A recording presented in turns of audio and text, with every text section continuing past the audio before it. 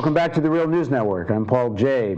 We're continuing our discussion with John Ackerman about Mexico, narco gangs, U.S. policy, and the roots of these problems. Now joining us again, as I say, is John Ackerman. He joins us in Baltimore. He's a professor at the Institute for Legal Research at the National Autonomous University of Mexico. He's a columnist for Proceso magazine and La Jornada, and he's editor-in-chief of the Mexican Law Review. Thanks for joining us again. Great. Thank you, Paul. So in this segment, I want to talk about U.S. policy and you know how much of this unraveling of Mexico is a result of American policy. But I just want to one little caveat ahead of this. I am not one that thinks that everything should be blamed on the Americans. I am not one that thinks that the domestic elites aren't responsible to a large extent for what goes on in Mexico and other countries.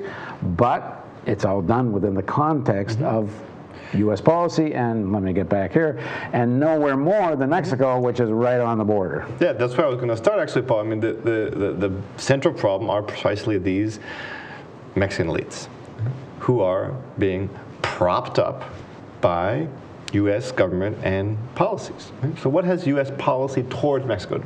Leaving aside, we already talked in the first segment a little bit about drugs, migration, guns. Those are directly impacting Mexico and leading to this outsourcing of violence and crime and death to Mexico. But beyond that, what would be U.S. policy towards Mexico has basically consisted of, at least recently, in propping up this corrupt political class which has been ruling Mexico for the last, well, for much longer, but particularly concerned about the last 20 years of this double failure of economic and political reform, which have not led to liberalization in any sense of the word, either in the political or the economic sphere. It's led to a lot of rich Mexicans, including one of the richest men in the world now, right. Carlos Slim. Carlos Slim, well, he's now number 2, but you know, he's been number 1 for a while. Yeah, sure. And so we have Calderon, we have Peña Nieto, the last two presidents. And what has the relationship been? It's been a good relationship, unprecedentedly good. So now the DEA can walk into Mexico armed. Now Mexico is moving forward towards privatizing oil, which is a very high strategic priority for the United States, particularly in the context of Venezuela, the losing influence there, and they need to shore up oil reserves in Mexico. And Calderon and Peña Nieto, just talking about the last 2 presidents, have promised increased collaboration with the U.S. government and with the U.S. interests in exchange for, you know, public patting on the back ceremonies. So the most recent one was Obama giving a public speech in the National Anthropological Museum, in which the first half of Obama's speech was literally torn out of the first half of Peña Nieto's inaugural on the 1st of December of 2009. He said exactly the same things. It was quite remarkable. Previously, he had a huge state dinner here in Washington. I think it was the first state dinner Obama organized for a foreign president, with really over the top a few years ago when Calderon first came to Washington, and he called Calderon the Elliot Ness of Latin America, Obama, the crime fighter. And this is for people that don't know. Calderon was the previous president. Yes, Calderon was the previous president who really entrenched and got serious about the drug war in Mexico, and so Obama was saying he was like the anti-gang fighters in Chicago. So this is the exchange. There's a historical story that, you know, when the Spaniards came to Mexico as imperial colonialists, they would offer mirrors, right? And this would be very fascinating for the indigenous people because they didn't know what a mirror was, they hadn't seen it, so they actually thought it was highly valuable, and they exchanged these mirrors for gold, right? Which was actually what was running the global economy and the Spaniards were looking for.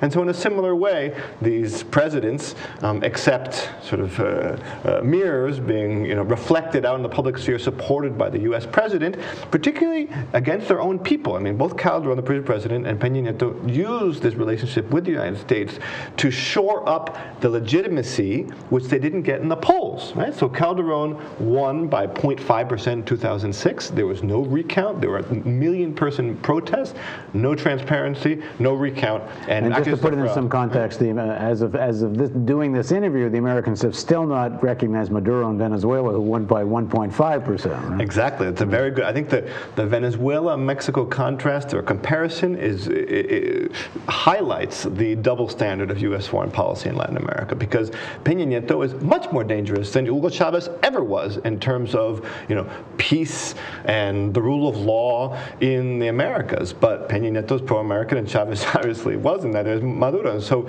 you have this very clear double standard going on. And so that would be it's a very important reason for why Mexico as is today, beyond sort of the economic and drug and gun control issues, which are obvious. Just the diplomatic relationship and the role of the United States propping up this corrupt political class. And so, for instance, everybody talks about Mexico today about the Pact for Mexico, right? So all of a sudden, in unprecedented fashion, all of the major political parties, the three major political parties, center, right, and left, or supposedly right, supposedly left, are now together negotiating public policy, right? Instead of fighting against each other in Congress. Now, to me, this is actually quite beautiful, because it shows how the political class in Mexico has to come together in order to prevent social mobilization, unrest, and protest.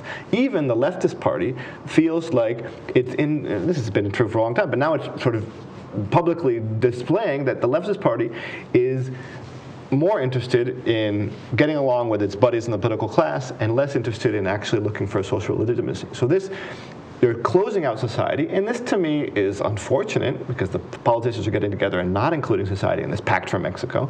But it's also a great opportunity, because we do have these millions of, as we were talking about before, young kids and far beyond them as well, I mean throughout the country, not just the youth, who are mobilized and who now see the Pact for Mexico, the union of these big parties, as an exemplary thing of how the political class has totally departed from any interest in society, and this creates a space for social activism. And what's in the space now? Give us a picture of what the oppositional social activist movement look like. What are the different components of this? Well, it's very much just unorganized, this uncoordinated at this moment. It's been these kids, for instance, the youth are very much victims of neoliberal policies.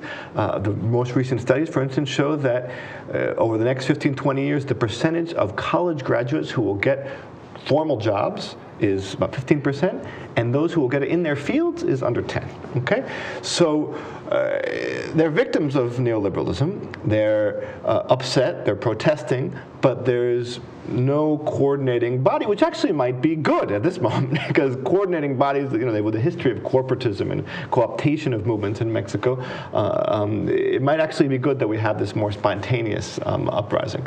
There is a leftist politician, López Obrador, who has run twice for president, who has broken with the PRD, which is the center-left party, but has now gone with Peña Nieto. López Obrador is creating a new political party called Morena. Very important, the name itself. Morena is dark-skinned. The Morena is how we in Mexico call the Virgen de Guadalupe, which is sort of the Mexican patron saint. And he's kind of more in the sort of leftist vein of what's happening in the rest of Latin America. Yeah, people have been trying to locate him near Chavez or Lula, whatever. He's sort of very different from all of the other leftist leaders. Unlikely that he'll be presidential candidate again in 2018, although it's possible.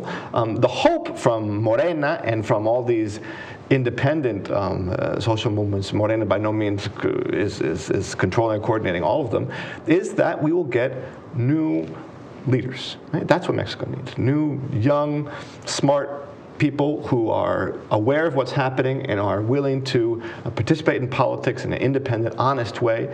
Mexico is begging for new leaders to come up. And if that happens, if they're there, but if they start finding ways of articulating and put together proposals, we could get a real possibility for a new political situation in Mexico. Now, I'm not trying to say it depends on the leader or anything like that, but I think we're in a similar situation in Mexico today as was Venezuela, Ecuador, and Bolivia before for Eva Correa and Hugo Chavez.